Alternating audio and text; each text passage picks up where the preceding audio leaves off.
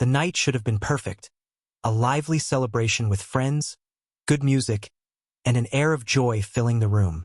But instead, it became the moment that shattered everything I thought I knew about my life. When my wife leaned in close to me, her lips painted with the confidence of someone who knew they had control, she asked, "Would you mind if I danced with him?" Her words hit me like a freight train. My blood ran cold. My fingers tightened around the glass in my hand, and time seemed to slow. Him. She didn't need to say his name, and I didn't need to ask who she meant. I knew. My eyes followed hers across the crowded room to the man standing there, pretending not to notice us. He was laughing with a group of people, but his gaze kept darting toward her, as if they shared some private joke or secret. The music played on, upbeat and carefree, but in my mind, it faded into a deafening silence. For a second, I thought about brushing it off, pretending it was a harmless request, but something deep inside me, an instinct I had ignored for far too long, took over. I wasn't the man she thought I was anymore.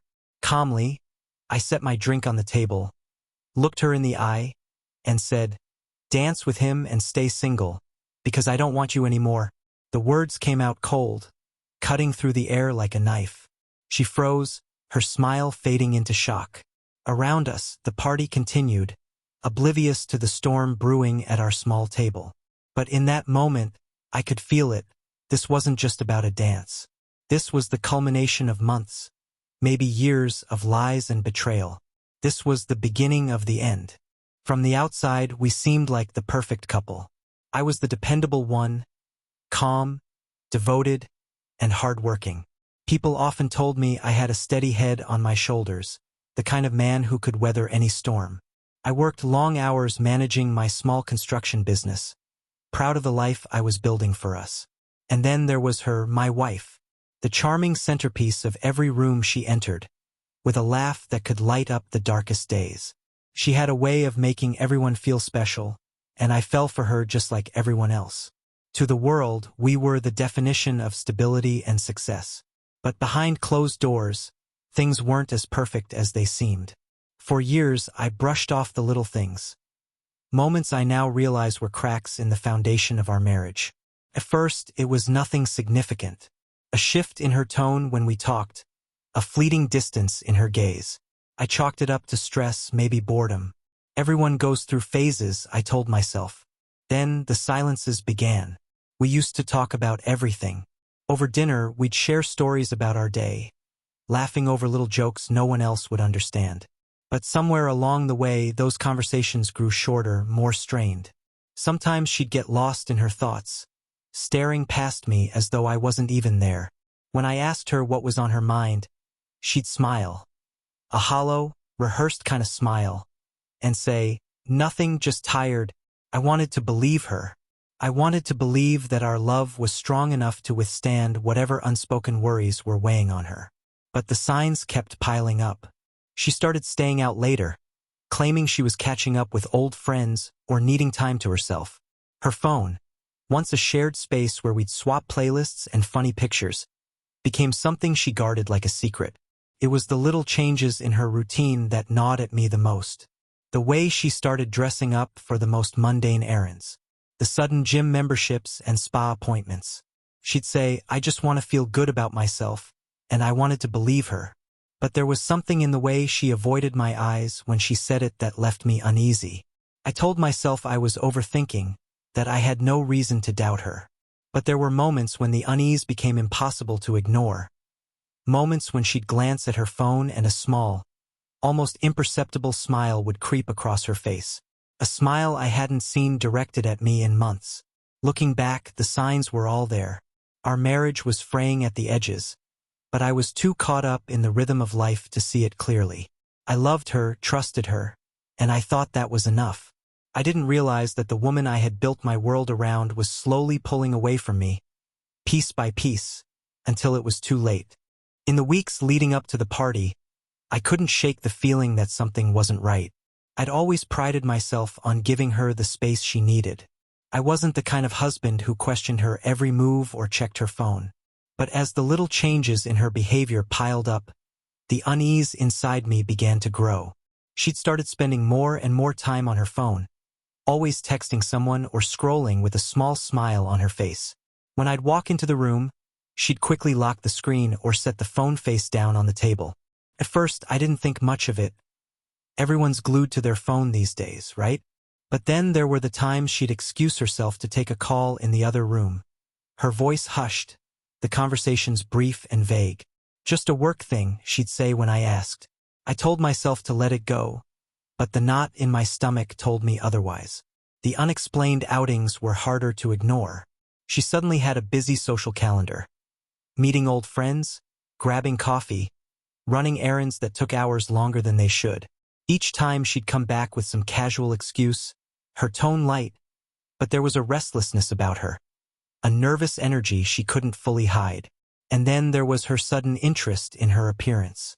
Don't get me wrong, she's always taken care of herself, but this was different. New clothes appeared in her wardrobe, things she hadn't worn in years, bright colors and bold styles. She started going to the gym religiously, booking hair appointments, spending extra time in front of the mirror. She looked stunning, but there was a part of me that wondered who she was trying to impress. When I mentioned it, she brushed me off with a laugh. You don't mind if I look good, do you? She'd tease. Of course I didn't, but I couldn't shake the feeling that her efforts weren't meant for me. I didn't want to believe that there was someone else. I convinced myself it was just a phase, a midlife crisis of sorts. But then I saw it, the way her face lit up when she thought I wasn't watching. I followed her gaze across the room one evening when we were at a neighborhood gathering, and that's when I saw him for the first time. He was standing with a group of people, laughing, confident, and entirely too comfortable in the way he carried himself. His name was Daniel, an old friend from her past, or so she claimed.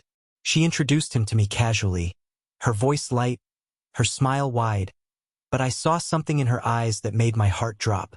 It wasn't the kind of smile you give an acquaintance. It was the kind of smile that held history, secrets, and maybe something more. Daniel was everything I wasn't. Where I was steady and practical, he was charming and spontaneous. He had that kind of effortless charisma that drew people in. He was the guy who never had to try too hard, the one who always seemed to have a story to tell. And when she was around him, she seemed to come alive in a way I hadn't seen in years. I tried to dismiss it as nostalgia, a harmless reconnection with an old friend. But it became harder and harder to ignore the way her demeanor changed whenever he was around. She laughed louder, leaned in closer, her attention fully on him. It was like watching someone I didn't recognize. The wife I thought I knew was slipping through my fingers, and I didn't know how to stop it. The night I finally asked her about him, she waved it off like it was nothing. We were just kids back then, she said. It's not like that. I wanted to believe her, but I couldn't shake the memory of that look on her face. It wasn't just nostalgia, it was longing. By the time the night of the party arrived, the tension had reached a breaking point. I didn't want to believe the worst, but deep down I already knew. Her secrets, her excuses, her sudden glow. It all led back to him. And when she asked me if she could dance with him, everything I'd been holding inside finally came pouring out. The night of the party was supposed to be a celebration. The venue was immaculate, soft lighting from crystal chandeliers reflected off polished floors, and a band played upbeat tunes that made the room feel alive. Couples mingled, glasses clinked, and laughter filled the air. It was the kind of night where you could lose yourself in the atmosphere and forget your worries. At least that's what I thought when we first arrived. But as soon as we stepped through the doors, I felt it. Something was off. My wife had spent hours getting ready, fussing over her hair, her makeup, her dress. I had complimented her, of course. She looked beautiful, but there was something different about her tonight. Her excitement wasn't the usual kind. It wasn't for me or the event. It was for something or someone else. As we moved through the crowd, I couldn't help but notice her nervous energy. Her eyes darted around the room, scanning faces, searching for someone. I wanted to believe I was imagining it, but then she found him. Daniel. He was standing near the bar, laughing with a group of people, his easy charm on full display. Her posture shifted the moment she saw him. Her shoulders straightened, her lips curled into a smile, and her eyes sparkled in a way I hadn't seen in years. I felt the knot in my stomach tighten as she stole glances at him throughout the evening. At first, she tried to be subtle, pretending to focus on the people around us. But I knew her too well. I caught the flicker of her gaze, the way she seemed to light up every time he entered her line of sight. She was careful, but not careful enough. As the night went on, I kept my distance, watching her more closely than I ever had before. She was radiant, laughing and chatting with friends, but there was an edge to her demeanor, like she was waiting for something to happen. I could see it in the way she fidgeted with her glass, the way her eyes kept drifting across the room. She wasn't just here to celebrate. She was here for him. And then it happened. The band switched to a slower tune, and couples began drifting toward the dance floor. She leaned in close to me, her voice soft but deliberate. "Would you mind if I danced with him?" she asked, her tone almost casual, as though she were asking me to pass the salt. For a moment, I couldn't process her words. The air seemed to grow heavier, the sounds of the party fading into the background. I looked at her, searching her face for some sign that this was a joke. But it wasn't. Her expression was calm, almost expectant, as if she didn't realize what she was asking. Or maybe she did. I turned to look at him. Daniel was standing on the edge of the dance floor, pretending not to notice us, but I knew better. He was watching, waiting just as she was. It was in that moment that everything clicked. The stolen glances, the guarded phone calls, the sudden glow in her eyes. It all led to this. She wasn't asking for my permission. She was asking for my surrender. Something inside me broke. Months of suspicion, doubt, and anger bubbled to the surface. But instead of lashing out, I let the coldest part of me take control. I placed my glass on the table, straightened my jacket, and looked her square in the eye. "Dance with him and stay single," I said, my voice calm but cutting. "Because I don't want you anymore." The words came out sharper than I intended, slicing through the air like a knife. Her face fell, her confident smile crumbling into shock. For a moment, she just stared at me, as though she couldn't believe what she just heard. Around us, the world kept spinning. The music played on, couples danced, and glasses clinked. But in our little corner, time seemed to stop. Her lips parted as if to speak, but no words came out. There was nothing she could say to undo what had just happened. I had seen too much, felt too much, and there was no turning back now. I didn't raise my voice, didn't make a scene, but the message was clear. She could have him if that's what she wanted, but she couldn't have me. As I walked away, heading toward the bar, I felt the weight of the moment settle over me. I didn't need to look back to know she was standing there, frozen in place, her perfect facade finally cracking. This wasn't just a request to dance. This was a betrayal laid bare, and there was no going back. The moment the words left my mouth, "Dance with him and stay single," the atmosphere around us shifted. It was as if the very air had thickened, pressing down on everything and everyone. My wife, normally so composed and quick-witted, stood there frozen, her mouth opening and closing like she wanted to say something but couldn't find the words. For the first time that night, I saw something flicker in her eyes. Fear. Fear of what she'd done, fear of what I now knew, and maybe, just maybe, fear of losing the life we'd built. Around us, the party continued, but I noticed a few curious glances from nearby tables. Conversations quieted, heads tilted, and the energy in our little corner of the room changed. People could sense the tension, even if they didn't know the details. My wife, still visibly shaken, glanced nervously around before grabbing her clutch and muttering, "Excuse me," as she stepped away from the table. I watched her walk toward the edge of the room, where Daniel stood pretending to be deeply engaged in a conversation. He must have seen the look on her face because his expression changed, his carefree smile replaced with a shadow of concern or guilt. She whispered something to him, and without hesitation, they slipped out through the side doors, leaving the warmth of the party behind. I stayed at the table for a moment longer, staring at the drink in front of me. The ice had melted, leaving a watered-down mess, a perfect metaphor for our marriage. My hands trembled, not with sadness but with a simmering anger I could barely contain. She had the audacity to walk away after what she'd done, after what she'd asked me. And now she was out there with him, alone. I stood up, not caring who was watching, and followed them outside. The cold night air hit me like a slap, but I barely noticed. The party lights spilled out onto the patio, casting long shadows across the lawn. I spotted them near the far end, partially hidden behind a tall hedge. They were close, too close, their voices low but urgent. I couldn't hear what they were saying, but I didn't need to. The way she leaned toward him, the way his hand hovered near her arm, told me everything I needed to know. I walked toward them, my footsteps deliberate and loud enough to announce my presence. They both turned at the sound, their conversation halting abruptly. She looked at me, wide-eyed and pale, while Daniel straightened up, his expression unreadable but tense. "What the hell is going on here?" I asked, my voice low but charged with the kind of anger that doesn't need to be shouted to be heard. I didn't look at her. I couldn't. My focus was on him, the man who had somehow managed to insert himself into my life without me even realizing it. "Nothing," she stammered, her voice trembling. "We were just—" "Don't—" I cut her off, finally shifting my gaze to her. "Don't insult me by lying. Not now." She fell silent, her eyes dropping to the ground. Daniel, to his credit, didn't try to deny anything. He met my gaze, his jaw tightening, but there was something in his expression that surprised me. It wasn't arrogance or smugness, it was regret. "I didn't mean for this to happen," he said, his voice calm but strained. "I didn't come back into her life to cause trouble." "Then why did you?"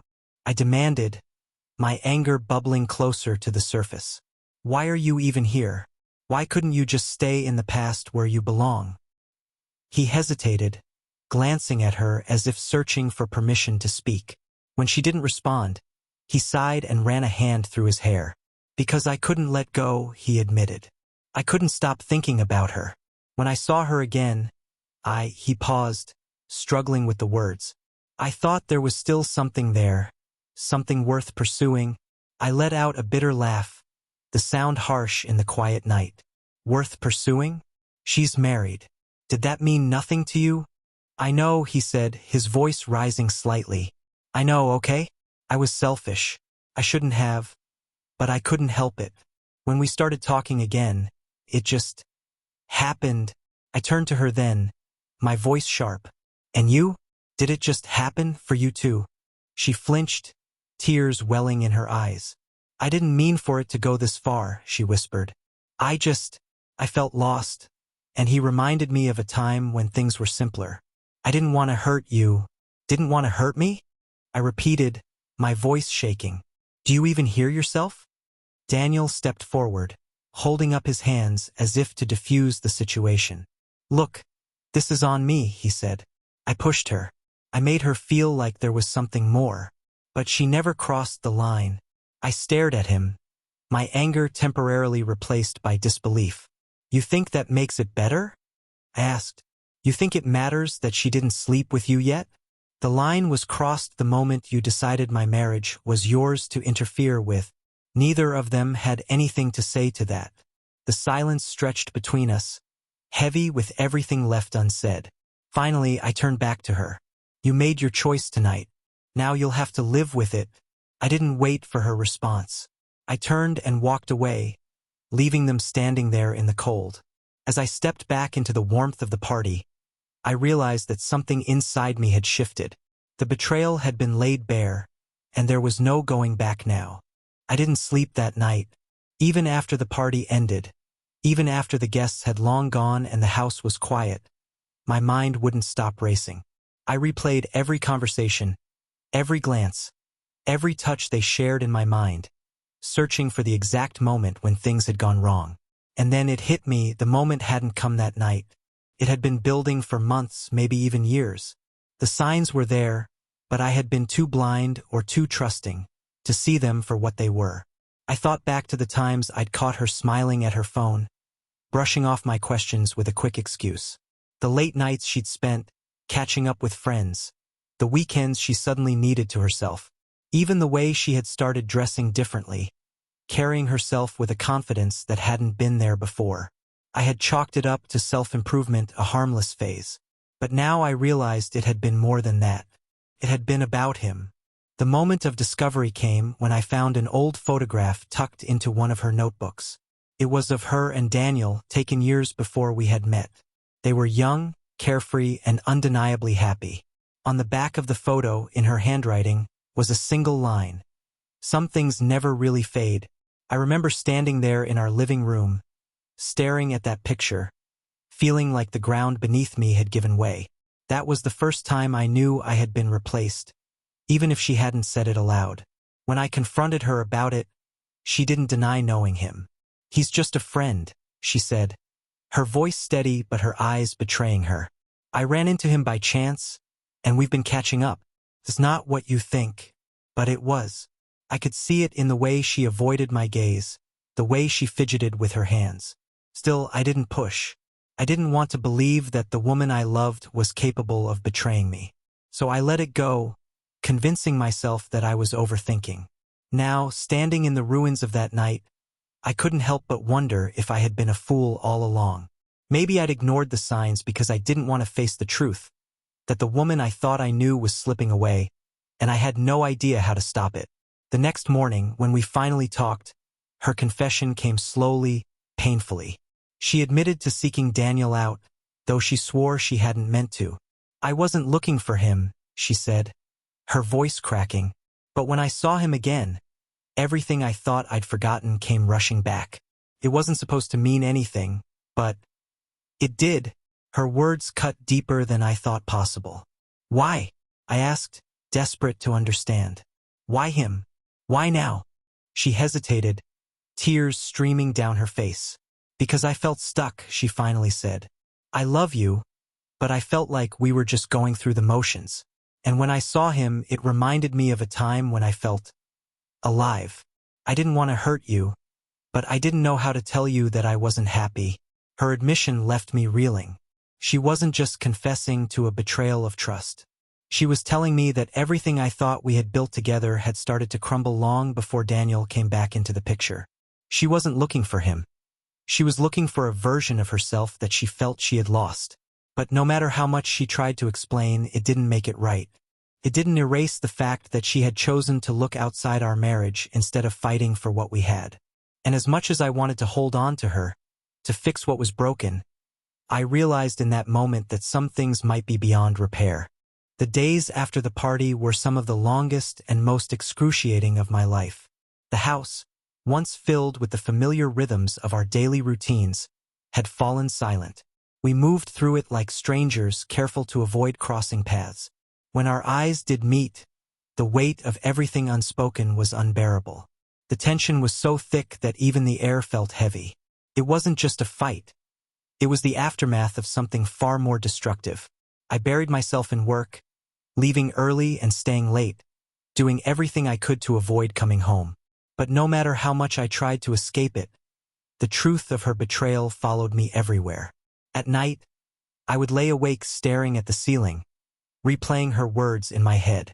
I wasn't happy. The simplicity of the statement cut deeper than anything else. For years, I had believed I was building a life for us, one filled with stability and love. Now I couldn't help but wonder if it had ever been enough for her. She tried to reach out in those first few days, cautiously at first. I would find her sitting at the kitchen table when I got home, waiting for me with a mug of tea in front of her. "We need to talk," she'd say, her voice small and hesitant. But I couldn't bring myself to sit down. The thought of hashing it out, of rehashing the betrayal, felt like too much. So I'd shake my head and walk past her, muttering some excuse about being tired. The Cold War between us couldn't last forever, though. Eventually, we had to face each other.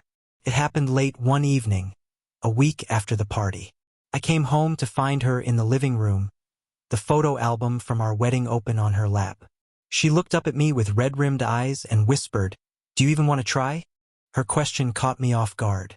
Of course, a part of me wanted to try. Despite everything, I still loved her. But love alone didn't feel like enough anymore. I sat down across from her, rubbing my hands together nervously, and finally asked, "Why did you stay after the party? Why didn't you just leave with him?" Her response was immediate, and for the first time I saw genuine fear in her eyes. "Because I don't want him," she said, her voice trembling. "I want you. I want us." I laughed bitterly, shaking my head. "You have a funny way of showing it." "I know," she admitted, her voice breaking. "I know I hurt you. I don't have an excuse for what I did. I felt like I was disappearing, like I wasn't myself anymore. And when I saw Daniel, it felt like a lifeline. But it wasn't real. I see that now. It wasn't real." Her words were desperate, pleading, and for a moment, I wanted to believe her. But then I thought about the months of deceit, the stolen moments she'd shared with him, and the way she had looked at him that night. "How am I supposed to trust you again?" I asked, my voice low but steady. "How am I supposed to believe that you won't feel this way again the next time life gets hard?" She didn't have an answer for that. Instead, she reached for my hand, her touch hesitant. "I'll do whatever it takes to prove to you that I'm committed to us," she said. "Therapy, counseling, whatever you want. Just don't give up on me." I pulled my hand away, unable to meet her gaze. The depth of her betrayal felt insurmountable. Every time I looked at her, I saw the shadow of Daniel standing between us. I couldn't erase the image of her laughing with him, her face glowing in a way it hadn't with me in years. I couldn't ignore the weight of her words. I wasn't happy. Over the following days, we tried. We sat down to talk more than once, going over every detail, every mistake. She apologized again and again, tears running down her face as she begged for another chance. But no matter how much she said she was sorry, the crack in our foundation was too deep to repair. One evening, after yet another strained conversation, I told her the truth. "I don't think I can do this," I said, my voice barely above a whisper. "I don't think I can forgive you." The words seemed to break her. She crumpled into herself, sobbing into her hands. I wanted to comfort her, to tell her that everything would be okay. But I couldn't, because it wouldn't be. The trust between us had been shattered, and I couldn't imagine a future where that trust could ever be rebuilt. In the days that followed, we stopped trying to fix things. The silence returned, but this time it felt different. It wasn't tense or heavy, it was final. We both knew that what we had once shared was gone, and no amount of effort could bring it back. The decision to separate wasn't made in a single conversation, but in a series of quiet realizations that neither of us spoke aloud. It was in the way she stopped trying to reach for my hand when we talked, in the way I avoided looking at her when I walked into a room. There was no anger left, no heated arguments or blame, just a profound sadness that settled between us like an immovable wall. One evening, as we sat across from each other in the dim light of the kitchen, the truth finally came out. "We can't keep doing this," I said, my voice calm but heavy with finality. "I think we both know it's over." She didn't argue. Instead, she nodded, tears welling in her eyes. "I wanted so badly to fix this," she whispered, "but I don't think you'll ever trust me again. And I don't blame you." Her words struck a chord because they were true. Trust is the foundation of love, and ours had crumbled beyond repair. We both knew that staying together would only prolong the pain, so we made the choice to let go. It wasn't an easy decision, but it was the right one. The weeks that followed were filled with logistical details. Dividing our belongings, selling the house, and signing the papers that officially ended our marriage. Each step felt like tearing off another piece of the life we had built together, but we faced it with quiet acceptance. There were no accusations, no bitterness, just the mutual understanding that we had reached the end. She moved out first, finding an apartment on the other side of town. I stayed behind to finish packing up the house, each empty room echoing with memories of a life we once shared. Some days, I hated her for what she had done. Other days, I hated myself for not being enough to make her stay. But most of all, I hated the silence, the reminder of what we had lost. She began to rebuild her life, and I began to rebuild mine. I focused on work, threw myself into projects, and tried to find solace in the routine. But in the quiet moments, when the distractions faded away, I found myself reflecting on everything we had shared, the good, the bad, and the moments in between. I loved her once. I really did. And I think in her own way she loved me too. But love wasn't enough to save us. Lies had crept into the spaces between us, and by the time we realized it, the damage was irreversible. Looking back now, I often ask myself, could I have done something differently? Could I have seen the signs sooner? Or was our marriage doomed from the moment she looked at him the way she once looked at me? Trust is a fragile thing. It takes years to build but only seconds to destroy. And once it's gone, it's nearly impossible to get back. That's the lesson I learned through all of this, that love is about more than just passion or shared history. It's about trust, and once that's broken, sometimes you can't repair it, no matter how much you might want to. I've come to terms with the fact that some stories don't have happy endings. But that doesn't mean they don't have meaning. Our marriage taught me about love, vulnerability, and the importance of honesty. It also taught me that sometimes, the best thing you can do for someone you love is let them go. So to anyone listening, I'll leave you with this: love isn't perfect. It's messy, it's complicated, and it requires constant care. But above all, it requires trust. Without that, no amount of love in the world can hold it together.